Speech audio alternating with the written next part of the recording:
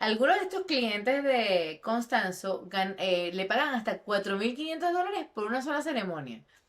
Tenía un menú de animales que querías para el sacrificio. Una gallina eran $6.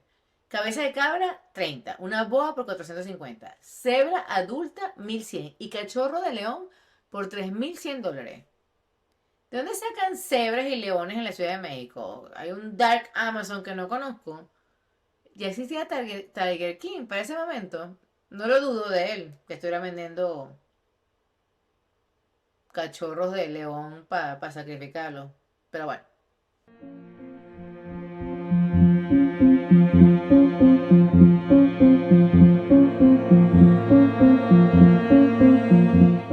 Este episodio llega a ustedes gracias a Concafé, More Than Coffee y Katie Marketing Solutions. Tu éxito es el nuestro. Hola y bienvenidos al episodio número 21 de Un Cuento Horrible. El podcast donde cada semana descubrimos que el verdadero terror no viene del más allá, sino de gente que cree que el más allá le debe favores. Yo soy Joana Carpio, tu narradora de confianza, la que te trae las historias más perturbadoras con un toque de humor negro, porque amigos, si no nos reímos, lloramos. Y hoy tenemos un caso que tiene absolutamente todo: drogas, magia negra, un culto y un padrino mágico, completamente diferente a lo de las comiquitas, ¿ok?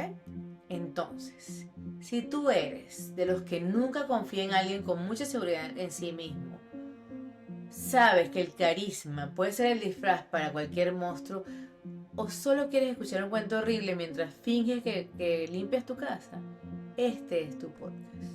Y si este es tu podcast, suscríbete a mi canal en YouTube, sígueme en Instagram y en TikTok, en todas soy @uncuentohorrible, y escucha este episodio otra vez por Spotify y Apple Podcasts. Gracias. Entonces, el día de hoy vamos a hablar de los narcos satánicos de Matamoros. Este nombre es cortesía de la prensa mexicana, que sabe lo que vende periódicos, pero les aclaro desde ya: estos tipos no eran satánicos. Nada de lo que hacían estaba relacionado con ningún tipo de satanismo. Lo que pasa es que a nosotros los latinos nos encanta ponerle nombre satánico a todo lo que es negro, magia o lo que no entendemos. Gato negro, satánico. Rockero, vestido de negro, satánico. La suegra viene a visitar, Satanás. Pero esta cosa que ellos hicieron no tenía nada que ver con Satanás ni con la religión católica. Pero, por cuestión de no confundirnos, ya que ese fue el nombre que les pusieron, yo me voy a referir a ellos como los narcos satánicos. Pero van a aprender en este episodio de hoy que debían ser llamados más narcopalomayombe. Vistas. Ok. Les voy a poner. Vamos a empezar con esto. Es abril de 1989, Matamoros, Tamaulipas. Imagínate que tú eres un policía mexicano trabajando en una alcabala de la carretera. Una rutina total: revisas carros, buscas droga tal vez, te tomas un café. Para mucho, un día muy normal, hasta que pasa una camioneta con 4 tipos adentro que literalmente actúan como si fueran invisibles. Y no quiero decir que pasaron rápido. No, estos genios pasaron por la alcabala lento, viendo directamente a los policías con una tonelada de marihuana en la parte trasera. Como diciendo: ¿qué? ¿No me ven? Soy un fantasma. O sea, como cuando los niñitos se están haciendo pasar por invisibles y los ves así con sus lentes oscuros. Uno de ellos, el que manejaba, se llama Serafín Hernández. Y Serafín realmente, genuinamente creía que era invisible. ¿Por qué? Porque su sacerdote, de palo mayombe, le había prometido protección mágica. No funcionó. Los policías obviamente los veían y están como: ¿qué carajo? Y los persiguen. Serafín los lleva directamente, y quiero enfatizar directamente, al rancho Santa Elena, que es básicamente el cuartel general de todas sus operaciones criminales. Es como si un ladrón de bancos te llevara directamente a su casa y te enseñara dónde está el botín. O sea, genio criminal del año, ladies and gentlemen. Los oficiales llegan a este rancho esperando encontrar drogas, por supuesto, y sí encuentran drogas, mucha droga. Pero también encuentran algo más: un caldero. un caldero enorme, ennegrecido y bueno, lleno de algo que a pesar de que estábamos en México, no era pozole. Adentro de este caldero había una cabeza humana hervida, partes de una columna vertebral, varios huesos, una herradura y básicamente los ingredientes a la peor sopa del mundo. Estos policías son policías mexicanos que están acostumbrados a la violencia del narcotráfico. Literalmente, ya habían visto de todo en eso y literalmente tenían que salirse a vomitar. Policías curtidos, o sea, esto no es que era su primer rodeo en escenas grotescas, pero esto ya era otro nivel. Ahora, rebobinemos. Antes de meternos más profundamente en la historia, es muy importante que entiendan qué es el palo mayombe, porque nos ayuda a comprender las acciones de estos mal llamados narcos satánicos. La religión del palo se origina del Congo africano, donde practicaban una religión llamada Bantú.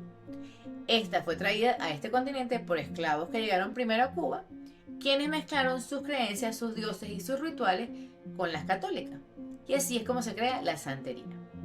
Dentro de la santería hay una rama que se dice que es ser la magia negra más peligrosa y temida del mundo, el palo mayombe.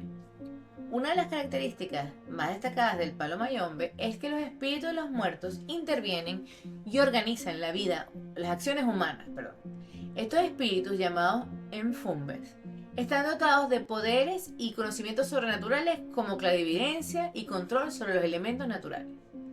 Los practicantes de palo mayombe o paleros creen en la capacidad de estos espíritus para influir en los asuntos humanos y ellos tratan de aliarse con ellos, de hacer afiliación, pues. Para hacer esto, para establecer una relación con el enfumbe, el devoto se somete a una difícil prueba. Difícil o de miedo, no sabría decirle, tampoco sé exactamente lo que hacen porque bueno. Ajá. Él se va a un cementerio, encuentra una tumba abandonada, que tampoco entiendo qué significa una tumba abandonada, porque una tumba abandonada sería que no tienen muertos, pero no. Es una tumba abandonada, no sé, que tiene mucho tiempo que no le ponen flores. Y sellan un pacto con el espíritu de la persona fallecida que descansa ahí.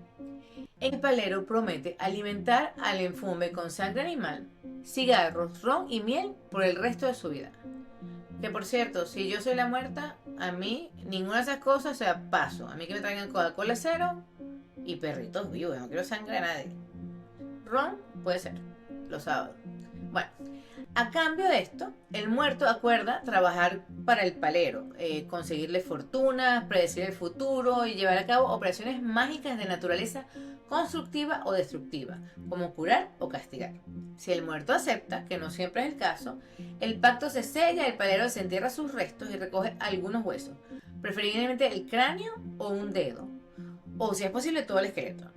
Por cierto, en Cuba esto está penado con 30 años de cárcel y estoy seguro que en muchas partes igual, porque uno no puede estar desenterrando muertos, ni es gay ni palero. Yo respeto todas las religiones, la gente puede creer en lo que sea, pero bueno. El palero trae los huesos al santuario de su casa y los coloca en un caldero de hierro o de arcilla. Este caldero se llama enganga y es la fuente de poder del palero. Esto es lo que lo diferencia del vudú y otras prácticas.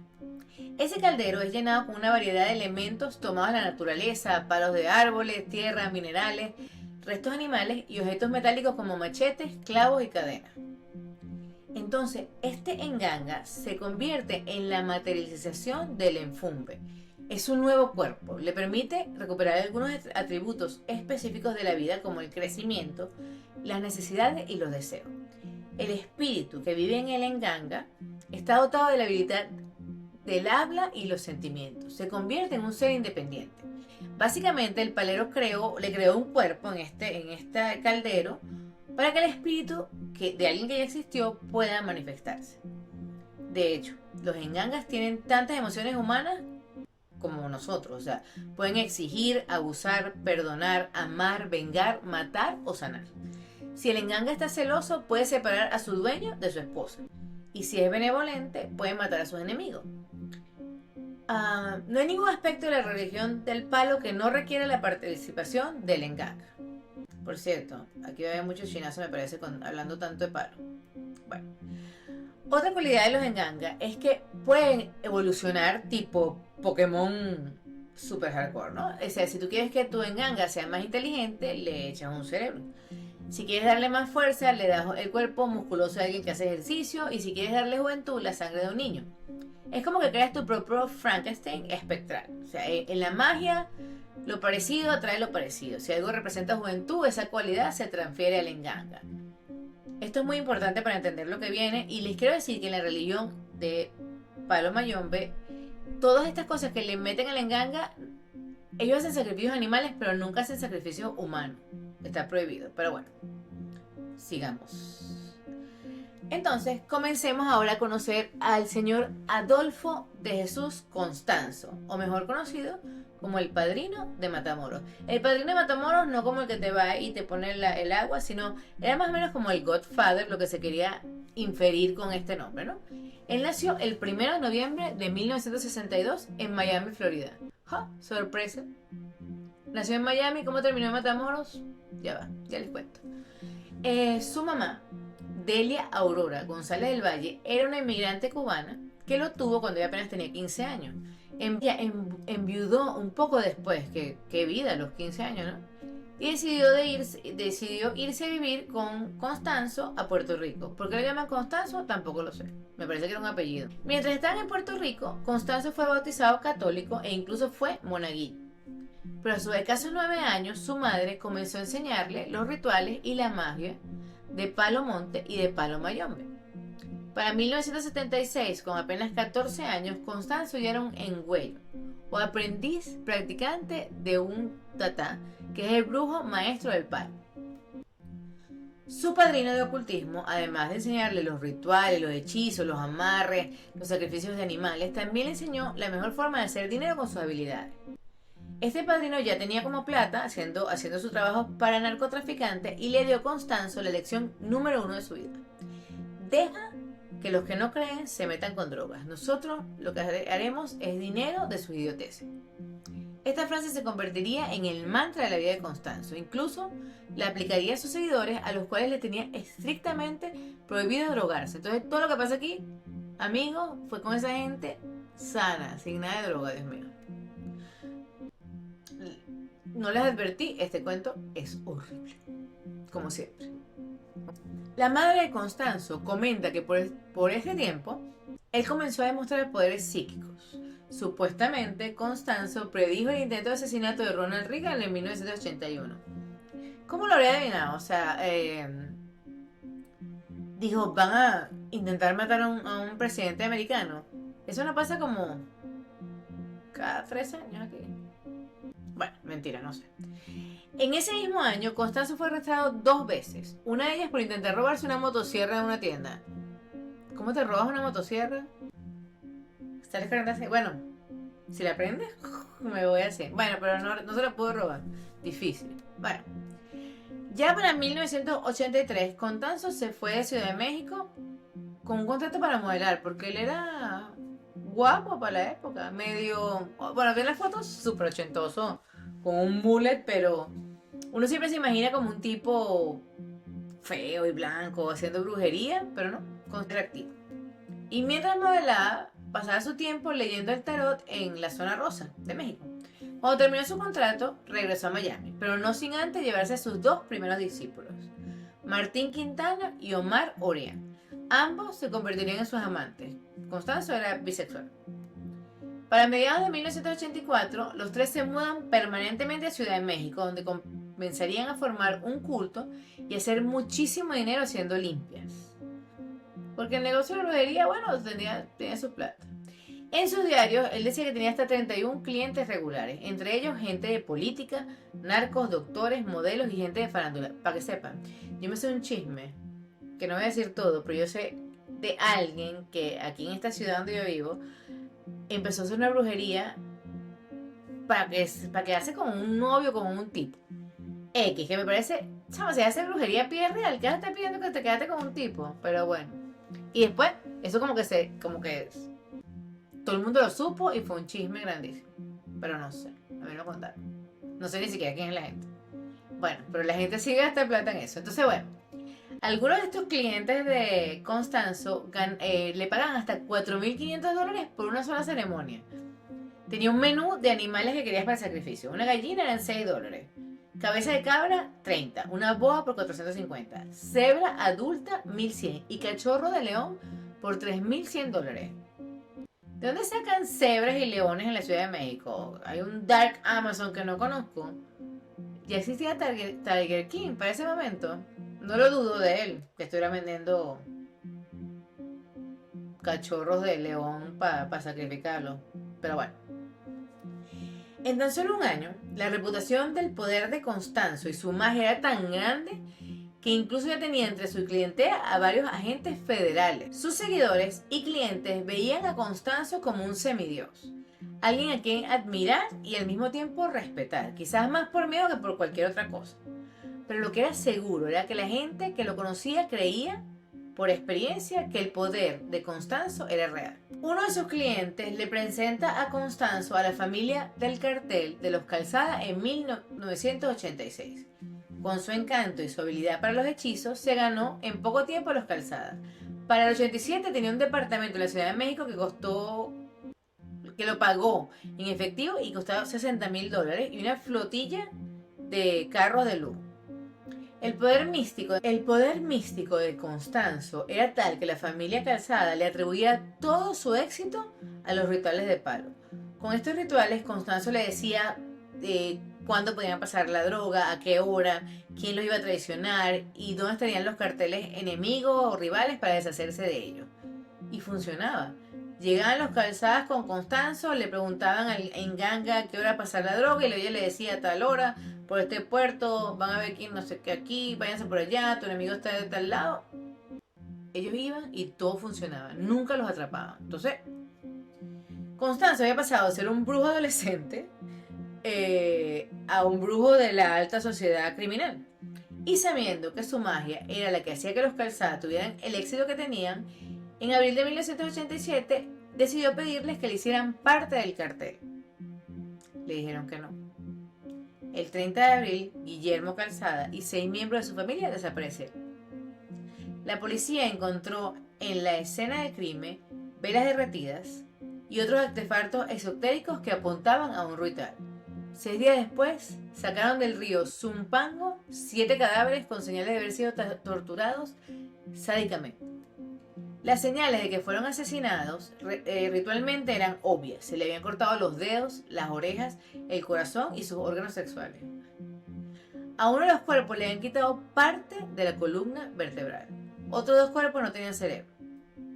Todos esos órganos terminaron dentro de la enganga de Constanzo. El ritual funcionó. El poder de la enganga de Constanzo se hizo mayor. Era tanta la corrupción en ese momento que Salvador García, que era el jefe de investigaciones de narcóticos, le presentó a Constanzo al cartel de los hermanos Helio y Ovidio Hernández. Y su fama, al igual que su fortuna, siguió creciendo. Entonces, una tragedia dentro del cartel de los Hernández hizo que Serafín Hernández, del que estábamos hablando antes, le ofreciera a Constanzo la mitad de la fortuna y la droga del cartel a cambio de su protección y sus servicios. Todo lo que Constanzo quería, el enganga se lo cumplía. O así parece. También en ese tiempo, en Matamoros, Constanzo conoció a Sara Aldrete, de 22 años de edad, una mexicana con residencia en Brownsville, Texas. Sara era la novia de un narcotraficante, pero Constanzo la sedujo, convenciéndolo que estaba destinado a estar juntos. Ellos se hicieron amantes. Ella no estaba segura de dejar a su novio narcotraficante, pero bueno, él la convenció y al final Sara rápidamente se convirtió en la madrina al lado del padrino. Era estudiante destacada en Brownsville, Texas y bruja mayor en Matamoros. Y no era ninguna niña fresa, se metió al mundo del palo mayombe con un gusto genuino por la tortura y por los sacrificios. Constanzo lo tenía todo. Novia, novios, dinero, influencia sobre las altas esferas del gobierno, el narcotráfico y la farándula. Y esto solo lo hizo trabajar más duro. Sus rituales comenzaron a hacerse más sádicos y elaborados, todo con tal de satisfacer al enganga y seguir obteniendo favores. El lugar que se convertía en su base de operaciones y en el hogar del enganga sería el rancho Santa Elena, a escasos 30 kilómetros de Matamoros. Este rancho era el lugar perfecto para poder llevar a cabo su plan maestro, hacer un enganga más poderosa que cualquier otra. Como les expliqué antes, el enganga es alimentado con los atributos que quieres que tenga. Pero recuerden, ellos en la religión de Palo Mayombe usan muertos, partes de muertos. Él decidió que era mejor usar vivos y secuestrar gente y matar gente. Entonces, él quería darle fuerza a su enganga, secuestró a un físico-culturista, le cortó los brazos y se lo dieron a la caldera. Un día quería darle juventud, así que secuestraron a un niño. Cuando lo estaban degollando, el niño comenzó a llorar. Constanza dijo, no, este niño no sirve, porque si lo echan así llorando, el enganga se me pone triste. Ordenó a su culto que fueran por otro niño. Terminaron de matar al que tenían, lo echaron a una fosa, encontraron a otro niño que estaba paseando bicicleta, lo secuestraron y terminaron el ritual. Así de sádicos y de fácil era para ellos terminar con una vida, no importaba nada, solo el enganga y el poder que le estaba dando. El 12 de agosto de 1988, Ovidio Hernández y su hijo de 2 años fueron secuestrados por narcotraficantes rivales. La familia acudió súper rápido a Constanzo en busca de ayuda. Esa noche se realizó otro sacrificio en el rancho Santa Elena. Los rehenes fueron liberados ilesos el 13 de agosto. Todo el mundo le dio crédito a Constanzo, o sea, todo lo que estaba pasando, independientemente si crees o no, está sucediendo, las cosas le están saliendo bien. Él podía manipular la voluntad para que se hiciera realidad, que las coincidencias empiecen a irse a favor de él. Y todo le estaba funcionando a Constanzo, o sea, empezó a creer las cosas que le fueran bien y que estas casualidades y coincidencias le pasaron, era como un super placebo. Él le daba más valor y más fuerza a su enganga porque, cónchale, de verdad que había tenido mucha suerte. En noviembre de 1988, Constanzo sacrificó a su propio discípulo, Jorge Gómez, acusándolo de inhalar cocaína en violación directa a la prohibición del padrino sobre el uso de las drogas. Un mes después, los lazos de Constanzo con la familia Hernández se consolidaron con la iniciación de Ovidio Hernández como cultista en pleno derecho, completo con sangrado ritual y oraciones en el enganga. El contrabandista competidor Ezequiel Luna fue torturado hasta la muerte en el rancho Santa Elena el 14 de febrero de 1989. Otros distribuidores, Rubén Garza y Ernesto Díaz, entraron a la ceremonia sin ser invitados y terminaron rápidamente en el menú. Los sacrificios también eran prácticos porque era una especie de 2 en 1. Se deshacían de un rival mientras aumentaban el poder del enganga. Era un ganar-ganar. Constanzo era imparable en su ascenso. Tenía los contactos con el gobierno, en la policía, todo el dinero que quería. Era respetado y, más importante, era temido por sus poderes. Nadie se metía con él. Y la verdad es que nadie podía negar que el enganga estaba funcionando y funcionaba bien. Pero hay algo aún más poderoso que la magia negra, algo que ni toda la brujería del mundo puede tener, y que terminaría derrumbando todo el imperio de las drogas y los hechizos de Constanzo. Una madre buscando a su hijo. Un mes antes del arresto de Serafín, este mismo había secuestrado a un estudiante de medicina estadounidense. Constanzo había pedido específicamente que estuvieran pendientes para conseguir un cerebro de un médico, porque necesitaba darle los conocimientos al enganga. Serafín, junto a otros 3 cultistas disfrazados de federales, encontraron a un estudiante de medicina llamado Mark Kilbert. Lo siguieron hasta que el joven de 21 años, que iba con todos sus amigos a punto de regresar de vuelta a Brownsville, se detuvo y les dijo: ¿saben qué? Voy a hacer pipí, ya lo alcanzo. Cuando se metió en un callejón oscuro, ahí lo abordaron. Le dijeron que lo iban a arrestar por estar borracho y orinar en un espacio público. Lo subieron a un carro y se lo llevaron. En lo que esperaban que llegara la Suburban para llevárselo al rancho de Santa Elena, Mark abrió la puerta de la patrulla falsa y huyó. Pero uno de los cultistas le gritó "¡Freeze!" Y Mark, como buen americano al que le enseñan que tiene que hacerle caso a las autoridades, se detuvo. Se detuvo a menos de media cuadra de llegar a la calle principal donde 2000 jóvenes estaban de fiesta. Estuvo a metros de salvarse.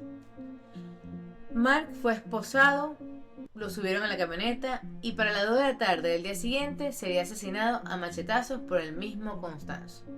Su cerebro de médico terminaría alimentando la cazuela. La desaparición de Mark había desatado una cacería binacional entre la DEA, el sheriff de Brownsville George Gabito, y el comandante jefe de la Policía Federal de Matamoros, el Juan Benítez Ayala. Este hombre es un héroe nacional. Mira, un hombre que tenía el mantra que decía: no necesitamos una orden de cateo, ser federal es la orden de cateo. Un hombre que quería hacer el bien, pero sabía que el juego era sucio y no le molestaba ensuciarse las manos para traer justicia a los criminales. El 9 de abril regresamos al arresto de Serafín. Serafín estaba tan convencido de su invisibilidad que se sorprendió cuando los policías llegaron al rancho. Su arrogancia era tanta que hasta le dijo a los policías que lo dispararan si querían, que las balas no le iban a hacer nada. Y mientras cuestionaban a Serafín es cuando descubren el enganga y toda la parafernalia de Palo Mayombe. Se llevan a Serafín para cuestionarlo y también a un seguridad que había en el rancho. El comandante Juan estaba interrogando al seguridad cuando este vio la foto de Mark en el escritorio y dijo: yo lo conozco. Y Juan le dice: sí, ¿de dónde? Le dice: del rancho, yo le di de comer, lo tenían amarrado en la parte de atrás de una suburba. Juan se va a donde está Serafín a interrogarlo y le dice: escúchame bien, cabrón, yo sé que tú sabes dónde está ese muchacho y te voy a hacer hablar. Y Serafín le dijo: el gringo está enterrado en el rancho. Así, sin miedo, no hubo que pegarle, no hubo que torturarlo. Juan no lo podía creer. Serafín le había dicho todo, pero Serafín se sentía intocable. Él pensaba de verdad que no le iban a meter preso y no le iba a pasar nada. Llevan a Serafín y a otros 3 cómplices al rancho. Le hablan al sheriff George Gabito para buscar el cuerpo. En el rancho, Juan le pregunta a Serafín: ¿dónde está el cuerpo? Y Serafín contesta: ¿cuál cuerpo? Juan perdió la paciencia y lo amenaza. Y Serafín le contesta: calma, me refiero a cuál cuerpo, porque aquí hay 20 enterrados. Todos se quedaron helados. Serafín le dice: aquí hay un cadáver, aquí hay un cadáver, aquí hay otro, aquí y allá. Entonces, ¿dónde está Mark? Dice: allá donde se ve ese alambre. Esta parte es horrorosa y si quieren, sáltenla. Cuando ellos voltean, de la tierra salía la parte de un gancho para la ropa. Serafín les explica que después de quitarle el cerebro a Mark y cortarle las piernas a la altura de las rodillas, le habían pasado ese alambre por el medio de la columna vertebral. Porque Constanzo quería hacerse un collar con sus vértebras. Entonces solo tenían que esperar un tiempo a que se descompusiera el cuerpo para luego nomás jalar el alambre y tener una nueva joyería. Recuperado todos los cadáveres y ahora sabiendo que estaban tratando con brujería de Palo Mayombe, el comandante Juan mandó traer su propio brujo para que lo asesorara y que limpiara a todo su equipo. Este brujo, bueno, le hizo una limpia para quitarle las influencias del enganga y lo que podía estar haciendo Constanzo. Porque Constanzo no estaba ahí. Entonces empezaron a buscarlo por todas partes. Allanaron varias de sus propiedades lujosas, una en Atizapán, una a las afueras de Ciudad de México. En ese sitio encontraron un cuarto para reclutar el secreto, pero no lograban dar con él. Entonces el brujo del comandante les dijo, me da risa el brujo del comandante, pero no sé. Si ustedes quieren atrapar a Constanzo, quema su enganga, quítale todo su poder, haz que el enganga se enoje con él. Y así fue. Una mañana, el comandante Juan llevó una televisora para grabar cómo el brujo hacía un ritual para destruir el enganga. Después lo quemó junto a la choza y lo arrastraron por la tierra. Esto iba a ser importantísimo, porque el enganga ya no iba a proteger a Constanzo. Se iba a vengar de él porque no lo había cuidado, porque tú tienes que cuidar a tu enganga. O sea, le prometiste que de por vida le ibas a dar sangre, miel, ron, Coca-Cola cero, ¿verdad? Esto increíblemente funcionó.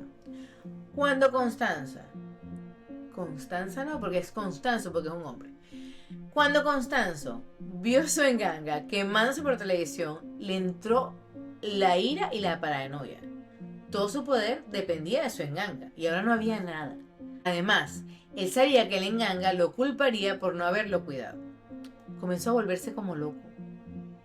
Quemó millones de dólares en una estufa intentando apaciguar el infumbe. Aquí está mi dinero. Aventó monedas por la ventana, histérico. No estoy segura quién escribió la nota. En unas partes dice que lo escribió Constanzo, en otras que la escribió Sara, porque Sara estaba con él. Decía, por favor, llamen a la Policía Federal y díganle que en este edificio En el cuarto piso está la gente que estaban buscando. Díganles que tiene una mujer secuestrada. Les suplico que llamen a los federales o van a matar a esa mujer. Sí, fue Sara, creo que fue Sara, estoy casi segura.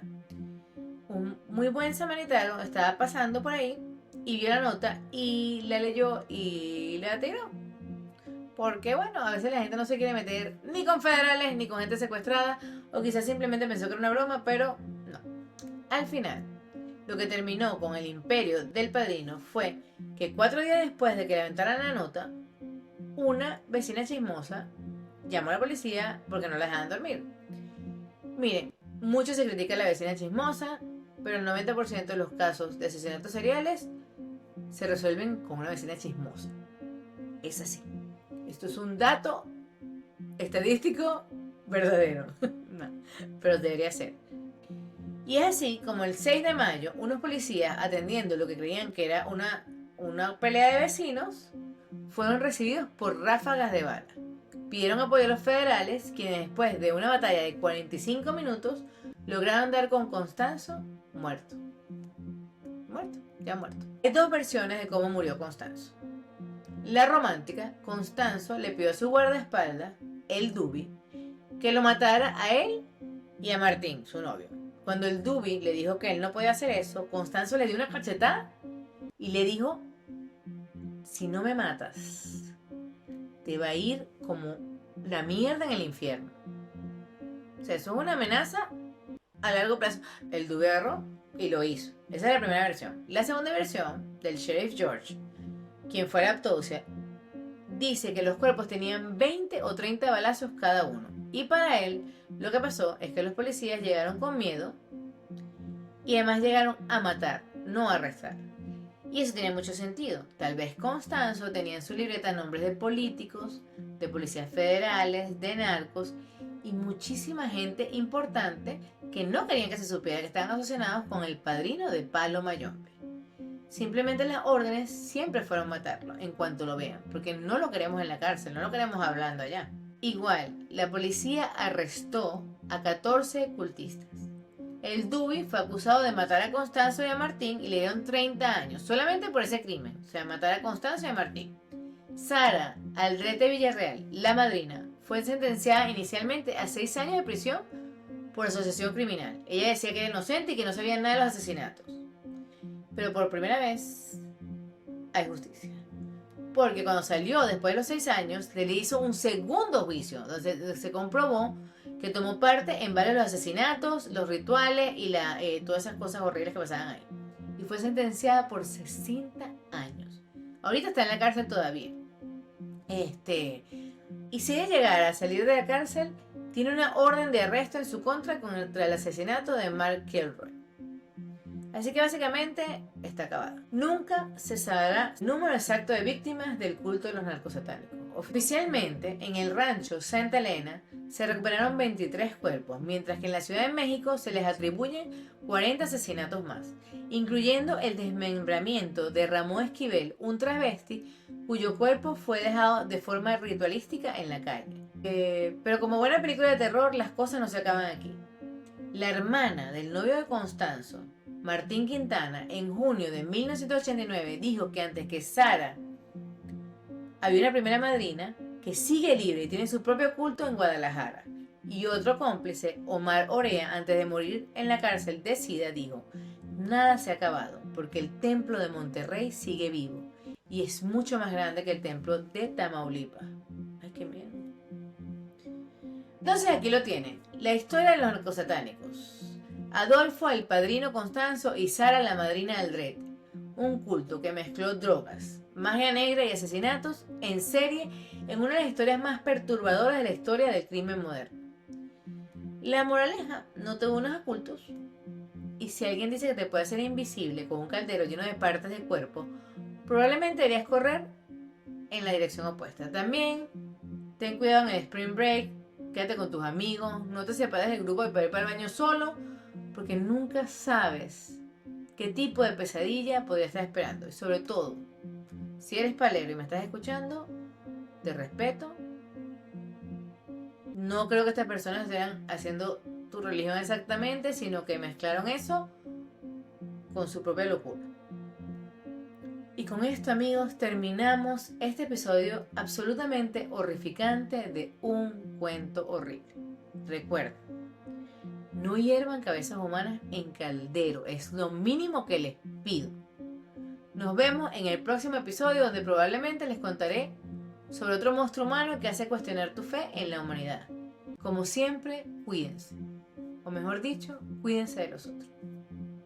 Este episodio llega a ustedes gracias a Con Café, More Than Coffee y Katie Marketing Solutions. Tu éxito es el nuestro. Y si te gustó, suscríbete a mi canal y sígueme en Instagram en @uncuentohorrible.